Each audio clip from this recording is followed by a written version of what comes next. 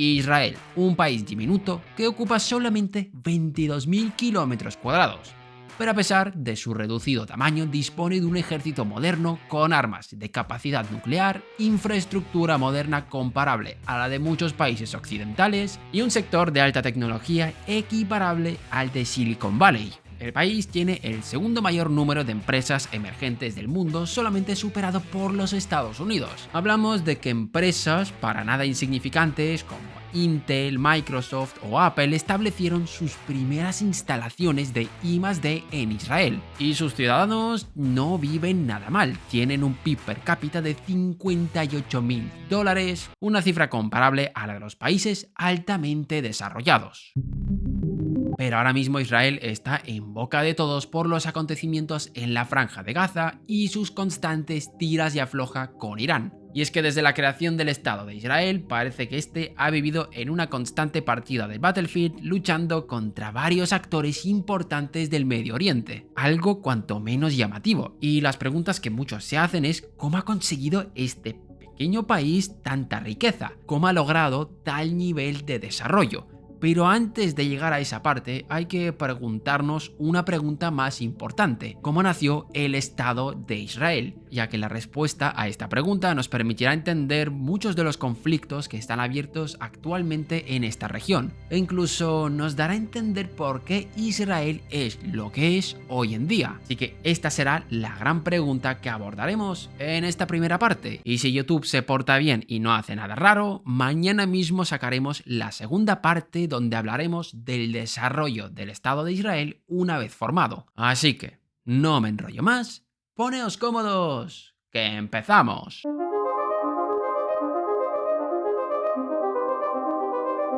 Los judíos han residido en Europa durante milenios. Tras las guerras romano-judías, estos fueron expulsados de Palestina, incrementando de esta forma su presencia en Europa, norte de África y Asia. Durante gran parte de su historia vivían en guetos urbanos y tenían permitido realizar actividades que a los cristianos se les prohibía, como por ejemplo prestar dinero con intereses, algo que les permitió controlar el negocio bancario y acumular una gran cantidad de capital. De ahí su fama. La historia de los judíos es realmente interesante y en este canal la vamos a abordar en breve. Y si venís del futuro y el vídeo ya está subido, lo encontraréis en la descripción. Ahora volvamos al tema que nos interesa. Muchos judíos acabaron emigrando a los Estados Unidos y otros países americanos como Argentina, país que aún alberga una importante comunidad judía. Con el tiempo, Estados Unidos se convirtió en el hogar más grande para la población judía fuera del Imperio Ruso. Pero ahora llegamos al primer punto clave de esta historia. En el 1917 muchos judíos emigraron a Palestina, que por aquel entonces estaba bajo dominio británico. Los británicos en un principio se mostraron escépticos debido a los conflictos potenciales que esto podría tener con los árabes locales, pero en el año 1918 la Legión Judía, compuesta por voluntarios sionistas, ayudó en la conquista británica de Palestina.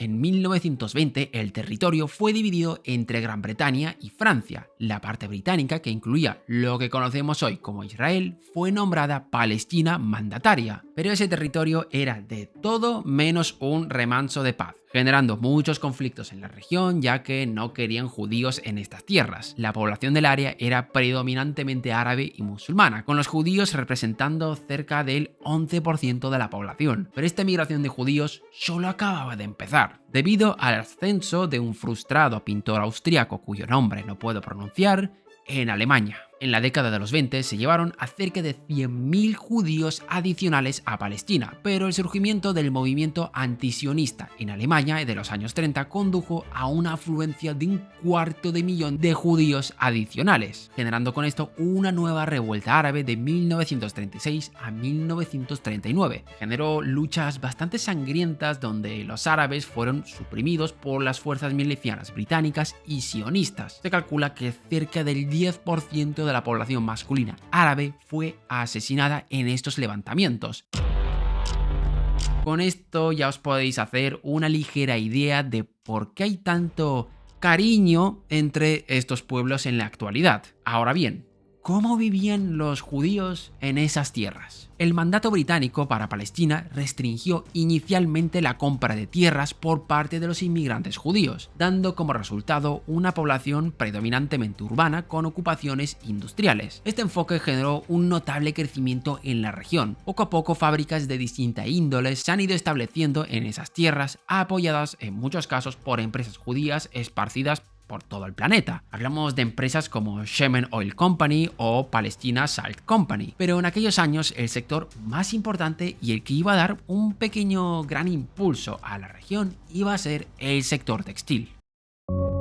En 1937 existían 86 fábricas de hilado y tejido en el país, empleando a cerca de 1.500 trabajadores, con capital y técnicas aportadas por profesionales judíos de toda Europa. Como dijimos al principio del vídeo, los judíos han estado esparcidos por todo el mundo y siempre han estado metidos de una u otra forma en las altas esferas y eran gente de negocio con bastante éxito. Y todo este conocimiento lo transportaron a la región que hoy conocemos como Israel. Durante la Segunda Guerra Mundial, este sector experimentaría un rápido desarrollo debido a la interrupción de suministros de los europeos y las demandas del ejército. Para el año 43, el número de fábricas había aumentado a 250 con una fuerza laboral de 5.630 personas. Los británicos trataban de imponer restricciones a la inmigración judía a Palestina. En general, muchos estaban rechazando refugiados judíos que huían de lo que os podéis imaginar todos. Por ello se organizó un movimiento conocido como Aliyah Bet para llevar de forma clandestina a judíos a las tierras palestinas.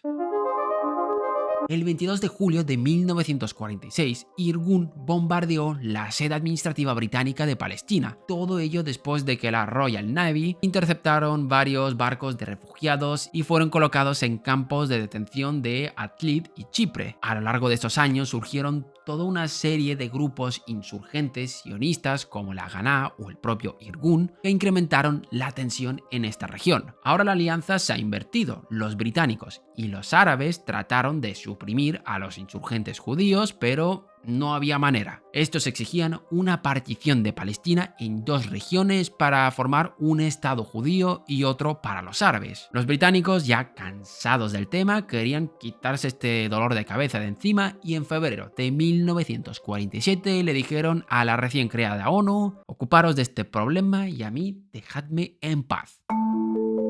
En el comité se valoró que el territorio estuviese dividido en tres partes: un estado árabe independiente, un estado judío independiente y la ciudad de Jerusalén bajo un sistema de tutela internacional. Pero mientras los señores de la ONU debatían estos temas, la insurgencia judía seguía haciendo de las suyas, con ataques guerrilleros donde Irgun llegó a tomar como rehenes a 2 sargentos británicos. Esto fue un intento de presión contra la ejecución planeada de 3 miembros de Irgun por parte de los propios británicos. El tema se resolvió con ejecuciones por ambas partes, pero bueno, volvamos a lo que nos interesa. La tensión iba en aumento y Gran Bretaña anunciaría que el 15 de mayo de 1948 su mandato llegaría a su fin. Mientras tanto, judíos y árabes discutían por las zonas. El plan inicial de la ONU era darle un 55% de Palestina mandataria a los judíos y el resto a los árabes, representando los primeros cerca de 1/3 de la población y teniendo entre un 6 y un 7% de las tierras. Mientras tanto, los árabes poseían cerca del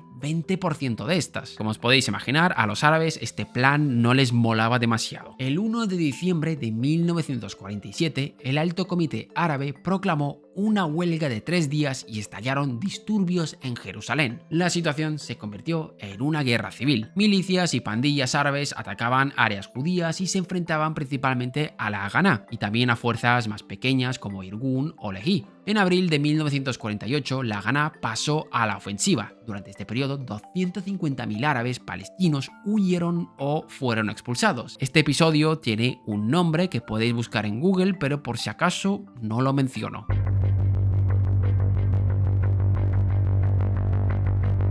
Esto fue el origen de los grandes problemas que hay ahora mismo en estas tierras, donde los árabes reclaman que los palestinos fueron expulsados de estas tierras para poder formar lo que se conoce hoy como Israel. Y lo que se conoce hoy como Franja de Gaza fue un territorio que se otorgó a los árabes, algo que evidentemente mucha gracia no les hizo. Viendo esta historia podéis entender por qué el Estado de Israel está tan mal visto por el mundo árabe. Este polémico origen es considerado una injusticia y de ahí los constantes conflictos que van a ir surgiendo a lo largo de los próximos años. Pero ahora es cuando viene la pregunta del millón. Si Israel ha nacido en medio de todo este barullo, ¿cómo demonios se ha convertido en la avanzada economía que es ahora? Parte de esta respuesta ya os la hemos adelantado en este vídeo. Históricamente la comunidad judía no ha sido mala en los negocios, por tanto juntarlos a todos en una misma región alguna consecuencia debería traer, pero es evidente que tiene que haber algo más que esto. Así que la respuesta completa a esta pregunta la daremos en la segunda parte de este vídeo, que como os hemos adelantado la tendréis mañana si a YouTube le parece bien. En todo caso, dependiendo del día que estéis viendo esto, echarle un ojo a la descripción porque seguramente la vais a encontrar. Y hasta aquí el vídeo de hoy, dejadnos en los comentarios qué os ha parecido, gracias por vernos un día más y nos vemos en el próximo vídeo.